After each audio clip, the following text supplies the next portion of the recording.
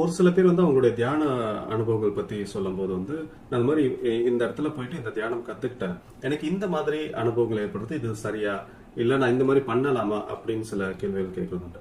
அப்போ நான் உங்களுக்கு சொல்ற ஒரு பொதுவான பதில் என்ன அப்படின்னா, இப்போ உங்களுக்கு ஒரு ஒரு ஒரு ஆசிரியர் ஒரு தியானம் ஒரு குறிப்பிட்ட ஒரு தியானத்தை சொல்லி கொடுத்திருக்காரு அப்படின்னா, அப்ப அந்த தியானத்தினால என்ன அனுபவங்கள் வரும், என்ன அனுபவங்கள் வரக்கூடாது அப்படின்றத பத்தி அந்த ஆசிரியருக்கு தான் நல்லா தெரிஞ்சிருக்கும். ஏன்னா அவர் கொடுத்த ஒரு தியானம் அப்படின்ற போது அதுல என்ன மாற்றங்கள் வரணும், ஒரு சில சின்ன சின்ன மாற்றங்கள் வந்து இதை செய்யலாமா செய்யக்கூடாதா அப்படின்றதோ, இல்லாட்டி ஒரு குறிப்பிட்ட அனுபவம் உங்களுக்கு வருது அப்படின்னா அந்த அனுபவம் சரியான அனுபவம் தானா, இல்ல அது வந்து நீங்க சரியான பாதையில போறீங்களா இல்ல அதுக்கு ஆப்போசிட்டான பாதையில போறீங்களான்றத அந்த ஆசிரியர் தான் சொல்ல முடியும். அதனால அந்த விஷயங்கள் ரொம்ப முக்கியமான சில விஷயங்களை மட்டும் அந்த அவங்க செஞ்ச பயிற்சிகள் சம்பந்தப்பட்ட விஷயங்களை மட்டும் நீங்க உங்க ஆசிரியர்கிட்டே கேட்டுக்கோங்க அப்படின்னு சொல்லிடுவேன்.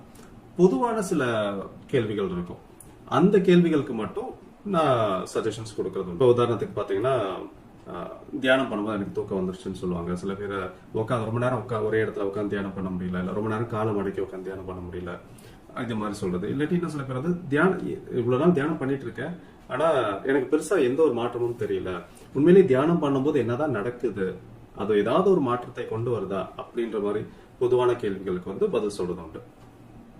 இப்போ ஒரு சில கேள்விகளுக்கு, அதாவது நீங்க ஆசிரியர்கிட்ட நீங்க எங்க கத்துக்கிட்டீங்களோ அவங்க கிட்டே நீங்க போய் கேளுங்கன்னு சொல்லும் போது மட்டும் சில பேர் வந்து என்ன சொல்லியிருக்காங்க அப்படின்னா, அதுக்கு வந்து வாய்ப்பே இல்லாம போகுச்சு, ஒரு கிளாஸ் வரும்போது மட்டும்தான் அவர் இருப்பாரு, அந்த கிளாஸ் முடிஞ்சதுக்கு அப்புறமா அவரை தொடர்பு கொள்ளவே முடியறதில்ல அப்படின்ற மாதிரி சில பேர் சொன்னது உண்டு.